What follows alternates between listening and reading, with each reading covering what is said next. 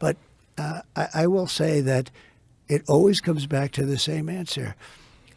The biggest mistake I made was I picked some people. I picked some great people, but you don't think about that. I picked some people that I shouldn't have picked. I picked a few people that I shouldn't have picked. And neocons? Yeah, neocons, or bad people, or disloyal people, or people that were just people bad. That were into the people you got bad advice. Yeah, I mean, look, you're reading about them a little bit today. A guy like Kelly, who was a bully, but a weak person. You know more about bullies than anybody probably around because you deal in a certain sport where the bullies are exposed very quickly. Yeah. But he's bad. Bolton was an idiot, but he was great for me because I'd go in with a guy like a John Bolton. John Bolton. A friend of mine called me up. I was picking Bolton, and he's a very smart guy. His name is Phil Ruffin. He's a very rich guy from Las Vegas. He's a great card player. He doesn't play cards, but he's a great player. He's just a natural. Got poker sense, right? The good old poker sense. And Phil Ruffin is a very, very wise kind of a guy, and one of the richest people around, and has had great success and understands people. So it was in that I was picking Bolton, or I picked Bolton. He called up. He said, "Don't pick him.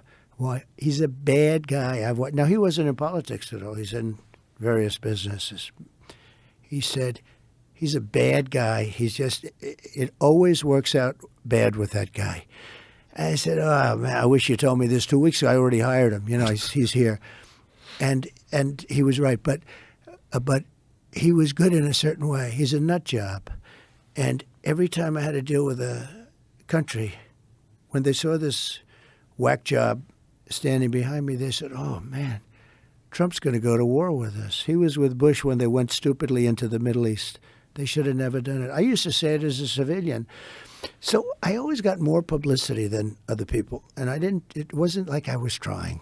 In fact, I don't know exactly why. Maybe you can tell me why. Oh, I could definitely tell you. You said a lot of wild Maybe.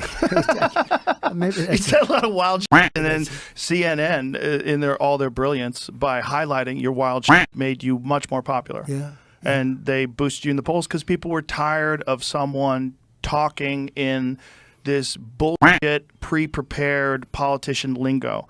And even if they didn't agree with you, they at least knew whoever that guy is, that's him. That's really him.